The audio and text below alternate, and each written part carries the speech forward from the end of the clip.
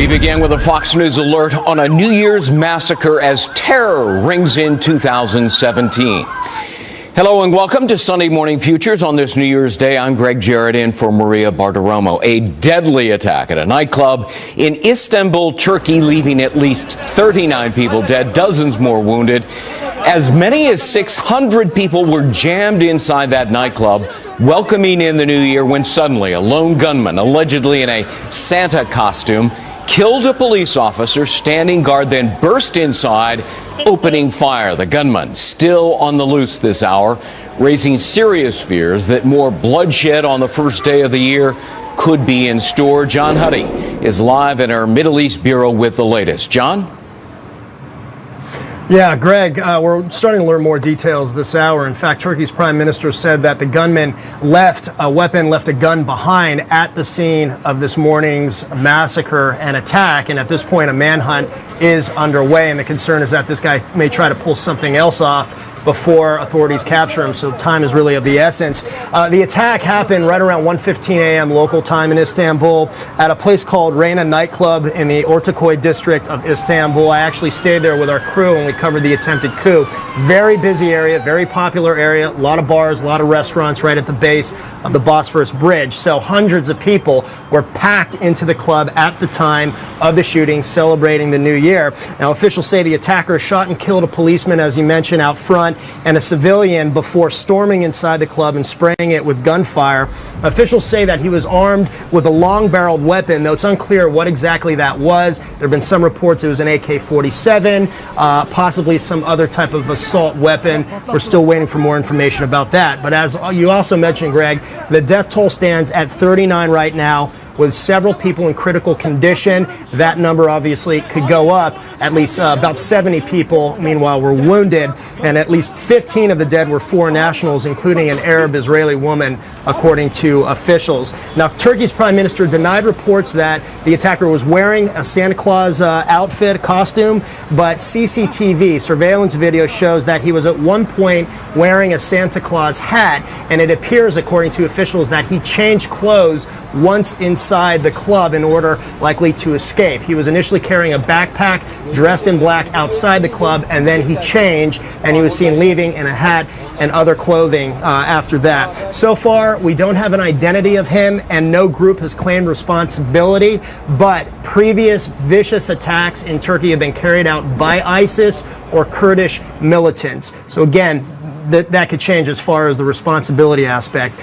Today, Pope Francis condemned the attack in his New Year's message. Also, other world leaders are coming out against it, including Russian President Vladimir Putin, who said that Russia stands with Turkey in combating terrorism. Greg. John Huddy live at our Mideast Bureau. John, thanks very much. For more on this, let's turn to Wisconsin Congressman Sean Duffy, a member of the House Financial Services Committee. Congressman, thanks for being with us. As you know, Turkey is a valued member of NATO, a partner with the U.S. against ISIS. What's your reaction to this massacre that murdered 39 people? First off, Greg, Happy New Year.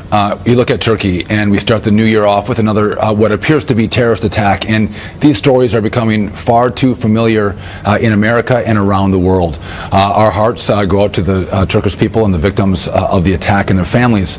But Greg, as we look to 2017, I think it's so important that we take a relook at what's happening with global radical Islamic terrorists and their new mission to use lone wolves to go into soft targets and kill innocents. One of the things I think we have to do is take a better and stronger look at what kind of intelligence, human intelligence, are we getting on the ground. Barack Obama has taken a position where we're going to kill with drones terror targets, where George Bush was capturing and sending to Guantanamo Bay these individuals and extracting information from them to help us better engage in the fight. We have to think about what kind of intel we have. That would require additional ground troops. Is there an appetite for that, not just on Capitol Hill, but across America? You make a good point. There's not an appetite for these kind of attacks in America and around the world. And I think America and citizens of the world want strong responses. And if that's having some boots on the ground to get these bad actors and be able to get better intelligence to stop it, I think there'd be a consensus to make that happen. Absolutely.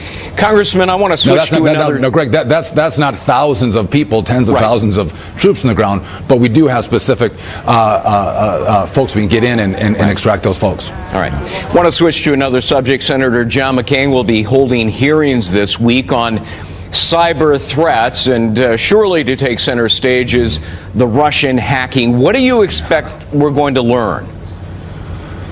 Well, I think we're going to have a great hearing. We have our intelligence officers, including James Clapper. We're going to get information about Russia, about hacking in the election, but broader risks that our system face from foreign entities that are garnering information not just from the U.S. government, but from our companies and from our political apparatuses. Yeah.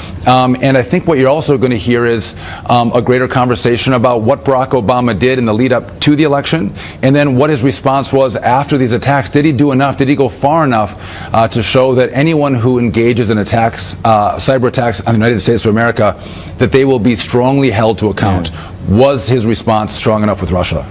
Well, I want to ask you about that. There are a great many people who believe that President Obama's punishment or retaliation was woefully inadequate. Do there need to be stronger sanctions put into place that would actually impose a meaningful cost on Russia and serve as a deterrent? Well, one, from this hearing, we want to let the American people see actually what was taking place. What public information do we have that we can share with them so they can make an analysis on their own? But many of us who view the bad acts of Russia, not just with this cyber hacking, but also with what they've done in Crimea, in the Ukraine, and now they're in Syria, they've been in Georgia, we think that our response has been far too light on Russia, and we have to strengthen it. So I think there will be a consensus that we have to do more to deter Russia from these kind of acts. I also think, Greg, what's going to be interesting is to see how this panel in the Senate talks about, was Russia just trying to mess with our elections, or were they actually trying to help Donald Trump? I think that's going to be an interesting point that's going to come out in this hearing, and we're not quite sure what they're going to say. I want to ask you about Greg, that. President-elect Trump has been dismissive of the Russian hacking. At first, he said he didn't believe that it happened or that they did it. And then he said, well, it's time to move on. He tweeted that. He said that on camera. Are you concerned that he is not taking this seriously enough? Well, 2 points. One, he's going to meet with the intelligence community later this week. He might have a different opinion once he gets that brief. But in regard to cyber hacking, I believe it was the day after his election, he said he was going to instruct the Pentagon and the Joint Chiefs of Staff to come together and develop a plan to protect American interests from cyber hacking. So he understands the threat that this is. I think he might have a different and more informed opinion once he gets the intelligence brief. But I think what Donald Trump's main pushback has been is that Democrats are trying to undermine his win on November 8th and say this was because Russia hacked and was trying to help Donald Trump, and take something away from his victory that, you know, was historic, and that he won Wisconsin and Michigan and Ohio and Pennsylvania. I think that's been his affront, not that Russia's trying to play in our elections and influence the outcomes. Well, there's a subtext to all of this, and because President-elect Trump continues to refuse to release his tax returns, we don't know what his ties are to the Russian government or Russian businesses that may be linked to the Russian government. Does that cause you concern that this new president may be in some ways beholden to Vladimir Putin or the Russian government, and that may shade his view of foreign policy and our relations with Russia? No, you know, I look at what Donald Trump has done in business, what he's done in his campaign, and now what he's going to do for America. I believe that Donald Trump is going to put America first and American interests first. And if Vladimir Putin and the Russians think that Donald Trump is going to be a friend and an ally, I think they're going to be sorely mistaken. If they're going to do bad things around the world, or if they're going to engage in cyber hacking or cyber warfare with the United States of America, there's going to be a new cowboy in the Oval Office. And I don't think he's going to take that from not just Russia, but China or any other foreign interests that are trying to attack America. So his praising Donald Trump doesn't bother you? Donald Trump's praising of Vladimir Putin doesn't bother you? Listen, you got to put it into context. So 1 week he's praising Vladimir Putin, but the week before he was saying that we're gonna strengthen our nuclear armaments, we're gonna modernize our nuclear weaponry, and if Russia wants to engage in an arms race, have at it.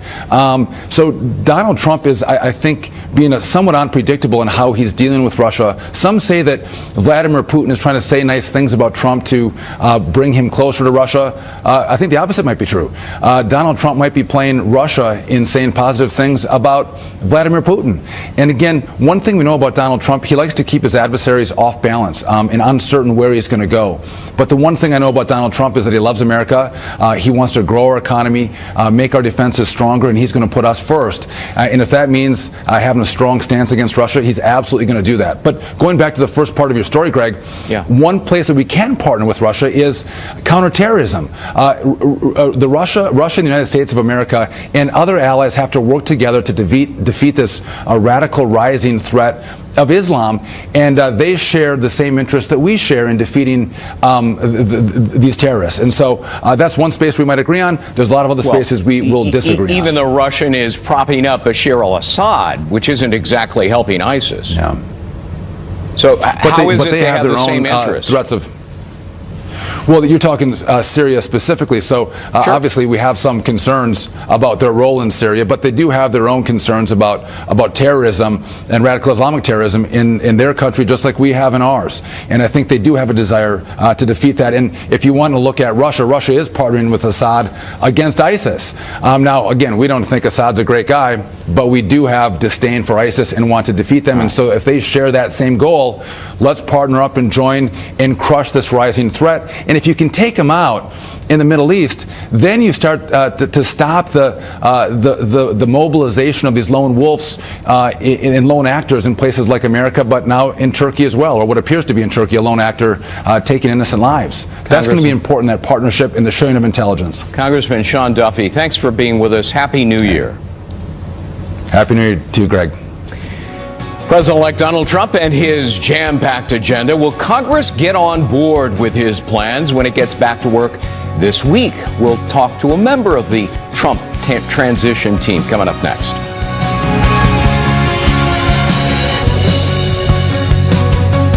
President-elect Donald Trump and Congress getting ready to roll up their sleeves as they map out an ambitious agenda. In the meantime, Mr. Trump sending out a rather curious New Year's greeting to friends and foes, tweeting, "Happy New Year to all, including my many enemies and those who have fought me and lost so badly they just don't know what to do. Love."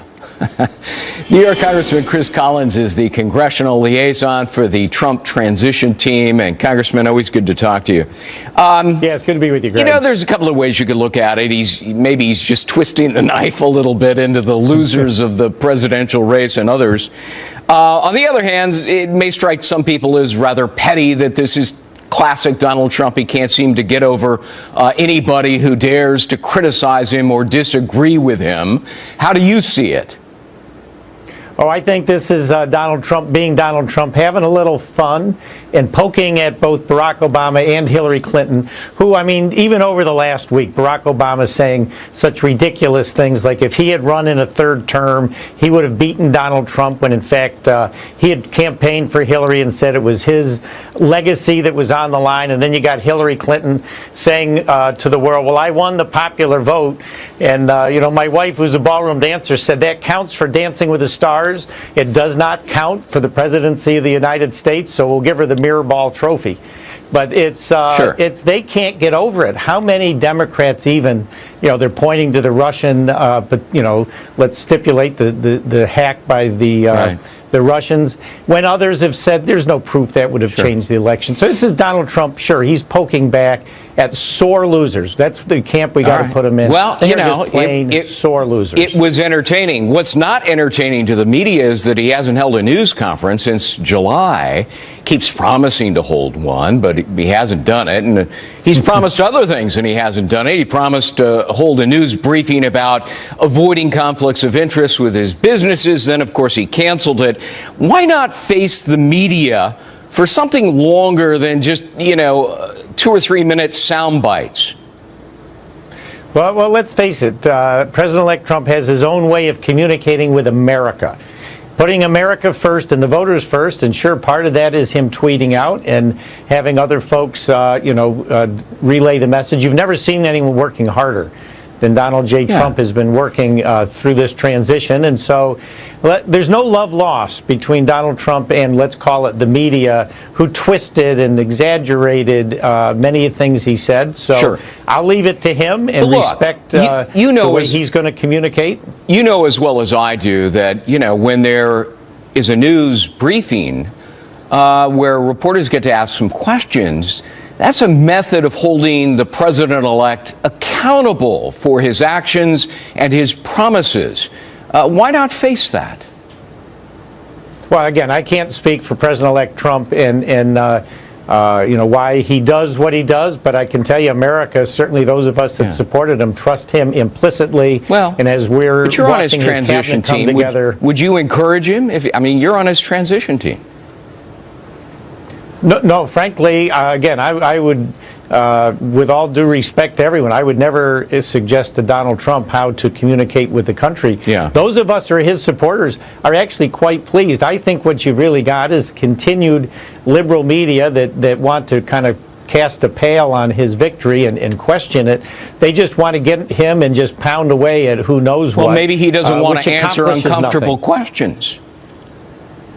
Well, these questions, though, go beyond the pale, and that's the issue. Right. Yeah, we can talk about cyber hacking all day long, but then they want to throw in the inference. Oh, well, this impacted the election. It's the agenda, the not so hidden agenda that the liberal press has. That I don't blame Donald Trump. Well, let me busy working on the transition from. Let me ask you about his agenda. Do you believe that he will reverse many of President Obama's executive orders and maybe reverse the Obama sanctions against Russia? Well, I can assure you, yes, he will be reversing many of the Obama executive orders. See, Barack Obama, instead of working with Congress and having a legislative presidency, he had an executive order rule-making presidency, which we can undo many of these rules dating all the way back to last May without worried about the filibuster. And Donald J. Trump, as president, can overturn these executive orders on January 21st. And we have been working with the president, the transition team, to have a list of those executive orders that we suggest will be overturned on day one of a Donald Trump presidency, which is going to leave what we'll call the legacy of Barack Obama in tatters. All right. Congressman Chris Collins, good to see you. Happy New Year. Thanks for being here. Happy New Year. Okay. Okay, Greg, anytime. All right. President Obama huddling with Democrats this week, trying to keep Obamacare off the chopping block. Is it possible with a Republican-led Congress coming in? We're going to have more on that as we look ahead on Sunday Morning Futures.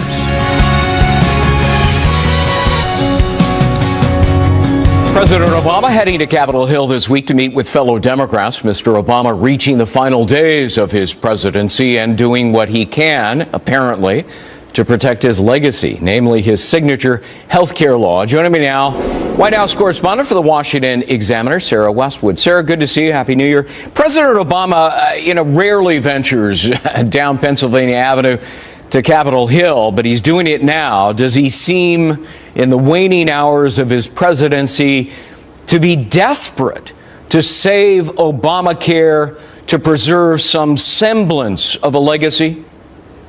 Well, certainly Obama sees the writing on the wall. He knows that Obamacare is going to be the #1 priority for congressional Republicans when they come back into session and for the Trump administration. They want to get rid of Obamacare. That's no secret that it's going to be their first order of business. And they're willing to repeal the Affordable Care Act without necessarily having a replacement in place. And that's something that Democrats are going to focus on, the fact that that Republicans are setting Americans up for some sort of health care cliff without having an alternative in place.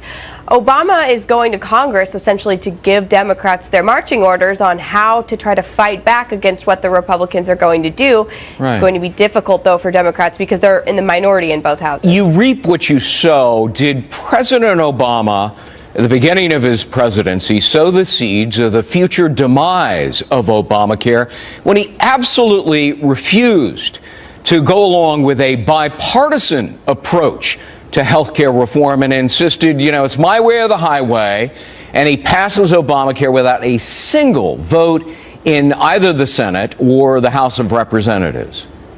Well, it certainly gives Democrats less credibility now when they're trying to argue that the solution to the Affordable Care Act should be bipartisan because it wasn't enacted in a bipartisan fashion. And you see examples of the way partisanship has come back to bite Democrats all around. You see that, for example, in the way the Democrats invoked the nuclear option. And so now they can make these confirmations in the Senate without having to have, they can just do it on a simple majority vote. So that's somewhere, again, where Democrats are maybe reflecting on the partisanship that took place in the Obama era and questioning whether that was wise now that they're going to lose control of all three branches. As you know, most legislation needs 60 votes in the U.S. Senate because of the filibuster rule. But look, as I understand it, Obamacare, or major portions of it, can be completely eliminated or repealed by using reconciliation. It's a parliamentary method by which you only need a simple majority. You think that's what's going to happen? That it looks to be that way. It's pretty clear that they're not going to be able to recruit the 8 or 9 Democrats they would need in the Senate to repeal outright all of Obamacare. So they're going to use budget reconciliation to get rid of some of these major portions of Obamacare. There are, though, portions of Obamacare that are popular with the American public. Just a few of them, some of them like the pre-existing condition ban where insurance companies can't refuse you if you're already sick. Those are things that they might want to consider keeping. And I think that Obama will instruct Democrats to focus only on the most popular parts of the law when they're arguing against Republicans repealing it, and to sort of paper over some of the failures of the legislation.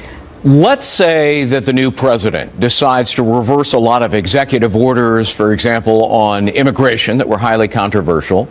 Let's say that he and Republicans are able to revise or repeal major portions of Obamacare. And of course, there's his $1 trillion stimulus bill, passed largely along partisan lines, which even the president grudgingly admitted, gee, I guess it wasn't shovel ready after all. So what is President Obama's legacy? Certainly the Affordable Care Act would be at the top of that list. You can look in the foreign policy world to the Iran deal. What kind of a legacy is that? Well, that's why you're seeing Obama so active in this transition period. He's throwing up all of these roadblocks for the Trump administration. He's trying to cement as much of his legacy as he can because he knows the Trump administration is going to come in and dismantle that. The Iran deal, the crowning jewel of his foreign policy legacy, that's going to be torn up. The Paris Climate Accords, Trump has already signaled he's not going to necessarily abide by those. So Obama sees what's going to happen, and that's why he's trying to nail down the furniture before he leaves, essentially. If it happens as I just outlined, wouldn't Obama's legacy be some short-term successes but long-term failures in many of them? That's the risk that he runs, and it's why I think you see him signaling that he doesn't plan to go quietly into the night, that he plans to stick around Washington and continue to be a thorn in Trump's side. Wouldn't it be interesting to be sitting in that room when he meets with those Democratic senators, because there are 10 who are up for re-election in 2018, who are from fairly moderate states, either purple states or red states, and, they're at serious personal risk for their jobs if they don't go with Republicans to repeal Obamacare. I can't imagine they'd get a terribly friendly reception. That is one thing that Senate Republicans can count as a win, is that there are some very vulnerable Democrats that are going to be up in 2018. Heidi Heitkamp in North Dakota. You have Joe Manchin in West Virginia. These are Democratic senators who will likely caucus with Republicans on a lot of these hot button issues because they know their constituents overwhelmingly voted for Donald Trump. And so if they are seen resisting Donald Trump's agenda, that's not going to bode well for them in their re-election bids. He hauled off and said, I could have beaten President Trump. What does that say about the Democratic nominee, and what does it say about his ego? Well, exactly that. I sort of read that more as an insult against Hillary Clinton than Obama bragging on himself. Obama has consistently taken digs at Hillary Clinton that she didn't outline enough of a positive vision, that she didn't work as hard as Obama did when he ran. She didn't show up in the states where she needed to show up, and he has subtly described her failures in that way before. And obviously this just shows that Obama still believes very much in Obama, and a lot of people have read that as a bit of arrogance. Sure. Sarah Westwood, good to see you. Thanks very much. Thank you.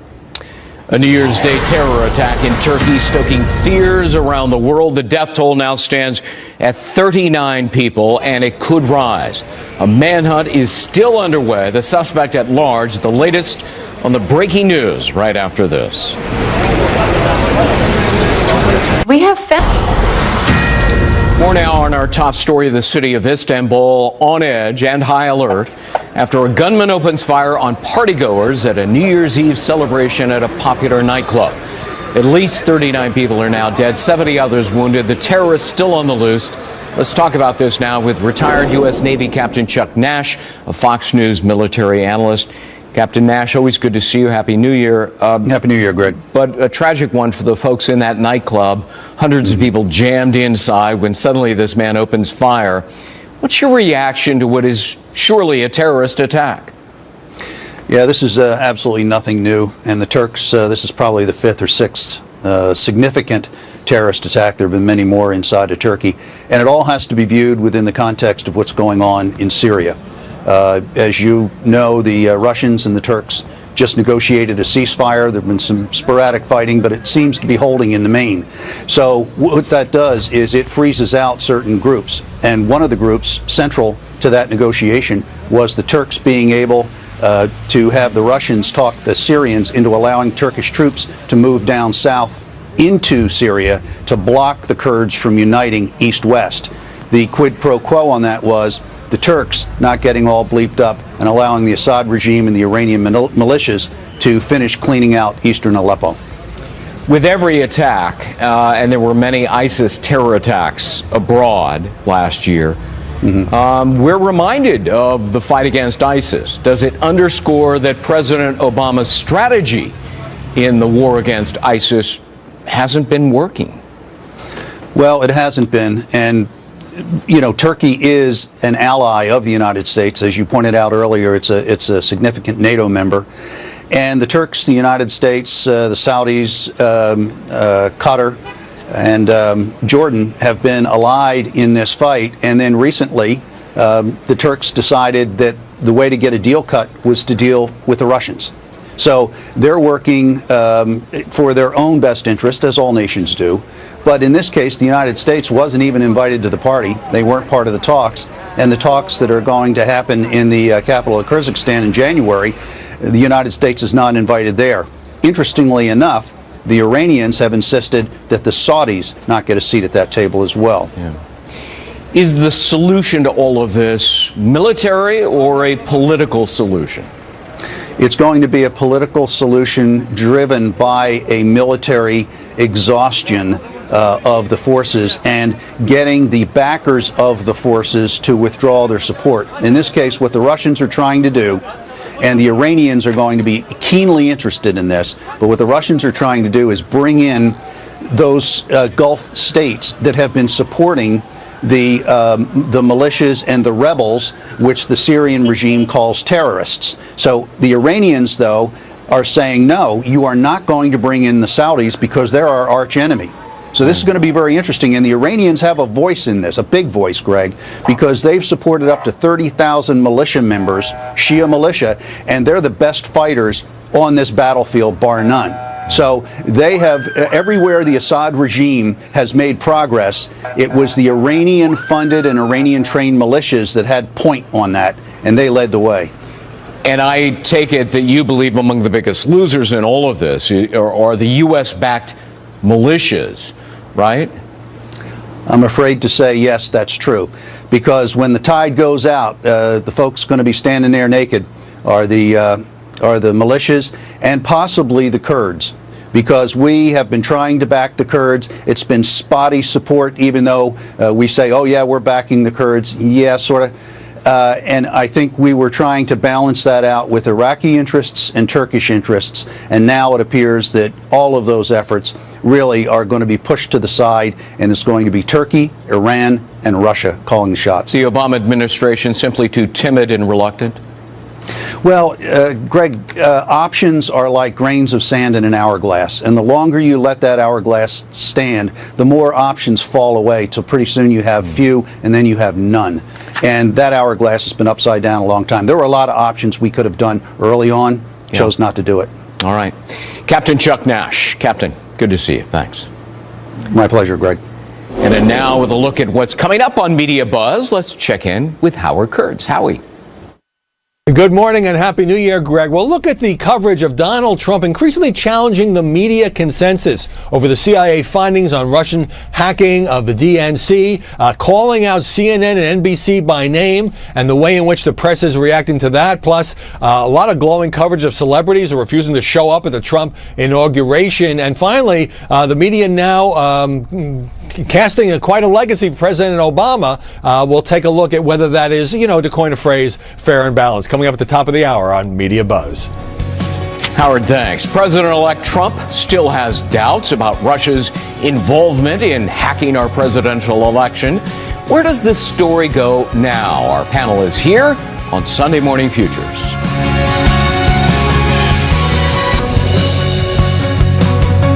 I just want them to be sure, because it's a pretty serious charge, and I want them to be sure.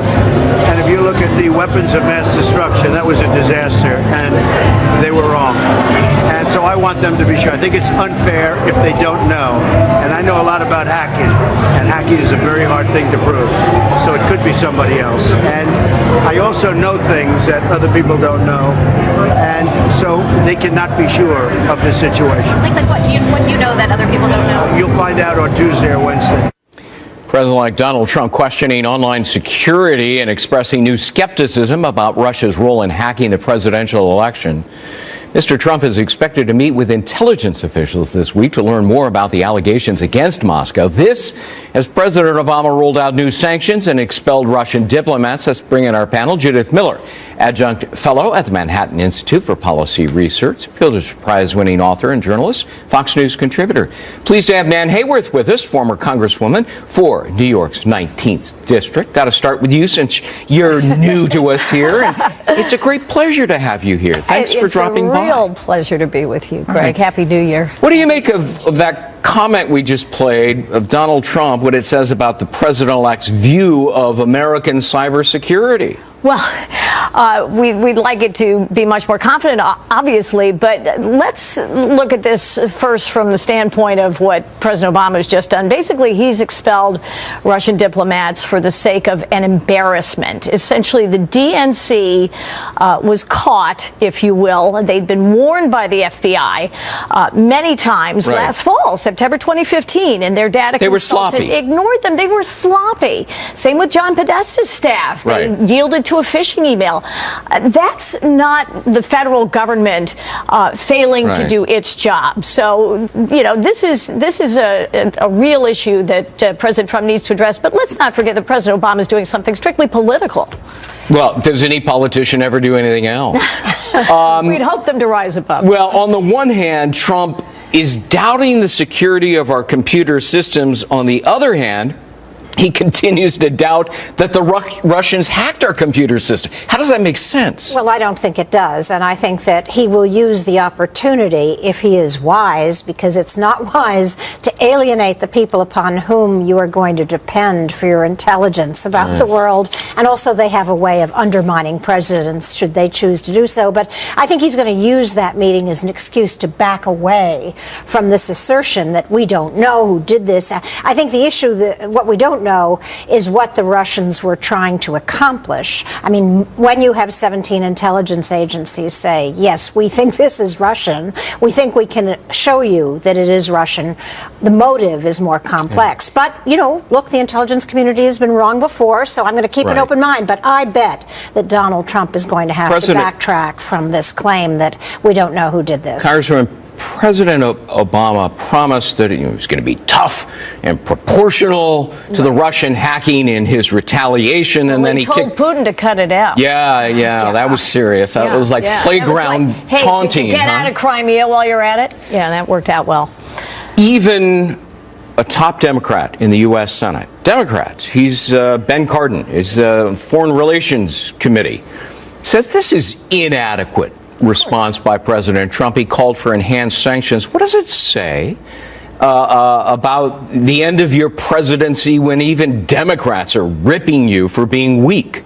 Well, of course, President Obama now knows what it's like to feel like a lame duck. He has conducted his presidency in a way that has made our enemies not fear us, not really respect us, and make our friends doubt us. So this is the natural issue of that kind of a presidency. I think President-elect Trump will present a much more potent face to the world, and not necessarily, I don't think it will be a malevolent face, but it will be a face like Ronald Reagan. President Reagan said the biggest criticism of Obama was that he dithers and he takes forever to make a decision. Donald Trump seems to be the polar opposite. Trump said, Judith, I know a lot about hacking. Hacking's very hard to prove, so it could be something else. Well, that may be true, but 17 U.S. intelligence agencies and the FBI all agree it's the Russians. We have the evidence of it.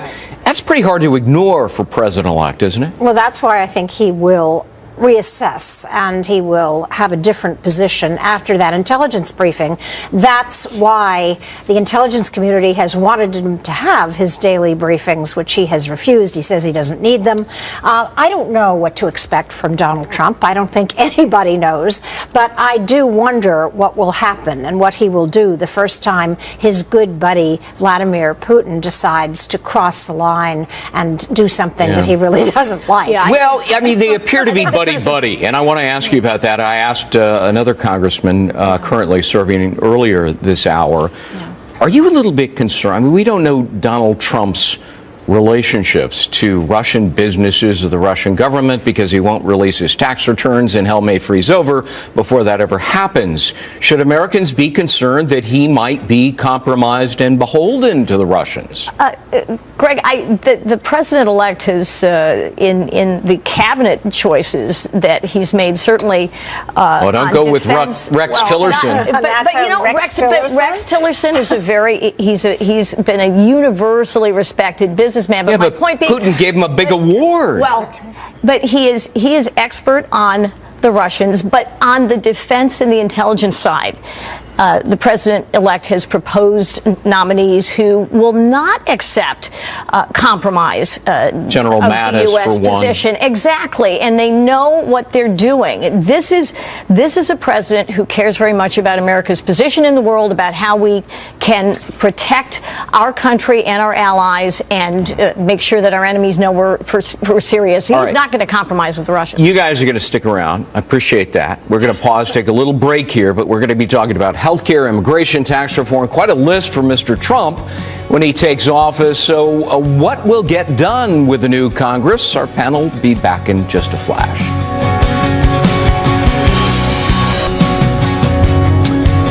Congress convening this week with a Republican majority in both chambers. GOP lawmakers now moving quickly to repeal the Affordable Care Act, or parts of it, making it a top priority on the agenda. We're now back with our panel.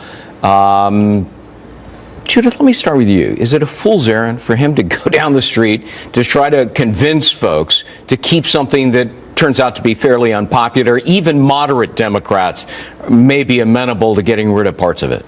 Well, I think that Democrats and even some Republicans will be worried about the implications of what happens to the 22 million Americans who have health care thanks to Obamacare. So you phase it out slowly over 2 or 3 years. I think the debate is going to be not whether or not it's going to be repealed, but whether or not it's going to be repealed and replaced, or repealed and kind of delayed. Right. You know, that they will ease. you cannot simply leave people in the lurch, and you have to protect the insurance markets. So I think they're going to have to find a way. The president-elect will have to coordinate closely with the Hill on a strategy for making sure that people aren't even angrier now about their health care than they already are. Congresswoman, I pointed out earlier, you can do it by defeating a filibuster. You can do it through reconciliation. So, I mean, it would appear to be a done deal. But Republicans have to have a replacement that's viable. What is that? Well, actually, Republicans, and I was a physician in the House majority, elected in 2010. The first and only female physician elected a member, yes. And so as a member of that group, I was witness to great plans that thoughtful members of Congress and senators had worked on. Pete Sessions in the House and Bill Cassidy in the Senate have a great plan that they've brought forward with universal tax credits that are not dependent on income, that will eliminate a lot of the problems that Obamacare creates for individuals and employers. We will be able to have Medicaid flexibility state by state. The new CMS administrator, whom President-elect Trump has nominated, is experienced in that in Indiana. They did very well with their Medicaid patients. But I agree with Judith. There has to be a transition that will take the American public smoothly from where they are now, which is not a good place. Their insurance is too expensive. It doesn't allow the kind of choice and flexibility they need, to a situation in which they have choice and flexibility and the financial ability to pay for it. All right, it's not just Obamacare. There's a big agenda, tax reform, immigration. But I want to ask you about trade policy, because he campaigned very, very hard on this. He's going to impose, he says, a 35% tax on imports. Would that trigger a trade war that would only hurt the American consumer? I think that is the problem, Greg, and you are going to see friction and pushback from the Congress, and not just from Democrats, on those two issues, immigration and trade policy, because we do know that if you slap a tariff like that on imports, you are going to make the American people pay more for goods, since so much of the things that we now make use foreign components. So I don't really see that happening. I see the parts of his agenda that will move quickly, fairly quickly, through the House are, of course, the concern about health care, the reform or cutting of taxes, the repatriation of some money, working on border security, and the wall. I see that happening before I see any progress whatsoever on trade or on immigration. You know, a lot of people voted for Donald Trump because they wanted to see their taxes lowered. He's promised three brackets, lower everybody's taxes, and significantly lower corporate tax all the way down to 15%. Right. That probably won't happen, maybe 20%. Yeah, that's a bargaining position. The president's well known for his So how skills. quickly can Americans expect more money in their wallets? Well, I think they'll start seeing more money in their wallets in 2017. I do feel that we will have. When? I want to spend mine really fast. Yeah, I know. Well, the market responded. Now, the United States economy is not represented entirely by the stock market, as we well know, but the market responded very positively to the news of the president's election, because they are going to immediately start reeling back regulations that choke businesses. If Frank Dodd-Regs. Dodd-Frank, EPA, these are very costly and regulations that do crush enterprise. So you will see Americans being hired immediately, and more money in people's pockets because of productive work that they'll be able to do. Dodd-Frank. Frank Dodd. Oh, Dodd-Frank, yeah. Sorry, I always get them backwards. Chris Dodd, Barney Frank, Dodd-Frank. I remain skeptical about that. All right. We're going to see. Still to come, what to watch in 2017. We'll get our panel's predictions.